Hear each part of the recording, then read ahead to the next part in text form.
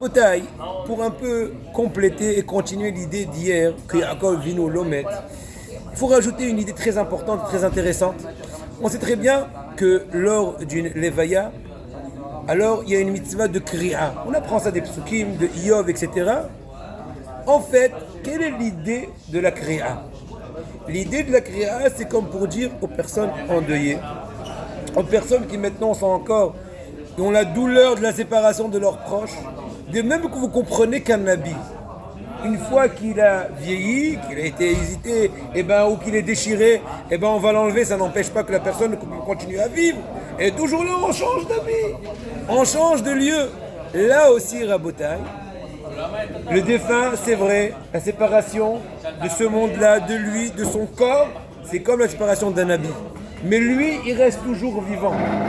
Et pour continuer l'idée, Yaakov Vino l'omet, ça veut dire qu'un tzaddik qui arrive à une perfection, de mettre en évidence sa spiritualité et de faire que toute sa matérialité ce n'est qu'un outil pour le servir, tout le fait que son corps va aller donc dans la kevura, va être enterré, c'est juste comme un habit qu'on enterre, parce qu'on l'enterre parce que c'est un habit de mitzvah, il a habillé la neshama. C'est comme le manteau du Sefer Torah. D'ailleurs, c'est marqué que quand une personne se trouve pendant le moment de la mort d'un juif, doit déchirer ses habits, parce que c'est comme un Sefer Torah qui se déchire aussi. Et on déchire les habits, c'est des halakhot qui sont similaires. Alors qu'un rachat, au contraire, c'est marqué qu'il doit mourir pour pouvoir se séparer de son corps qu'il a tellement trahi et fait tromper et fait dégringoler, pour pouvoir commencer la réparation de son âme le plus tôt possible en priant que tout va se passer bien. Et c'est pour ça que Yaakov Vino l'omet, c'est un neshama qui est l'essentiel. Première idée. Deuxième idée importante à savoir par rapport à la paracha de la semaine maintenant. C'est marqué que Eliezer, quand Abraham l'a béni, il lui a dit que Kadosh envoie son ange devant toi. Comme pour dire que tout est déjà réussi. Il te suffit que de suivre et de cueillir le résultat de la Seder de Shemaya. Tous les obstacles ont été annulés.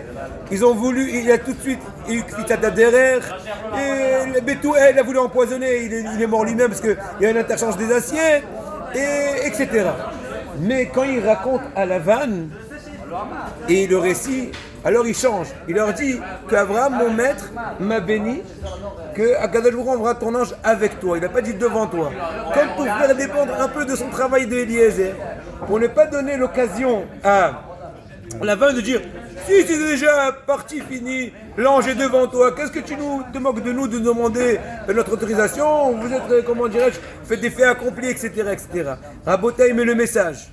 Il dit le mot de Abad extraordinaire par rapport à cela. Que bien que nos sages disent dans Maseret Olin, Yafa si atan me avde avot, c'est atan shel avde avot mitoratam shel bani. Plus d'importance la discussion de Eliezer, le serviteur d'Abraham, qui la Torah s'est allongée dans une soixantaine de versets, alors que la Torah des enfants d'Israël, des fois il y a tout qui sont en deux mots, les avahtasha, mais quand même. Puisque c'est marqué dans la Torah, c'est pour nous aussi un message. Qu'une personne qui arrive au degré de Eliezer, qui était Harour, il était descendant de Ham, qui était maudit. Alors c'est pour ça qu'Abraham a refusé de donner Yitzhak à la fille d'Eliezer, mais qu'il a proposé.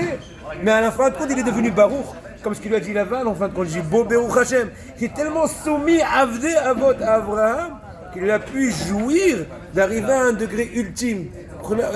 Degré que même sa siha, lui, la Torah la répète en détail à deux reprises.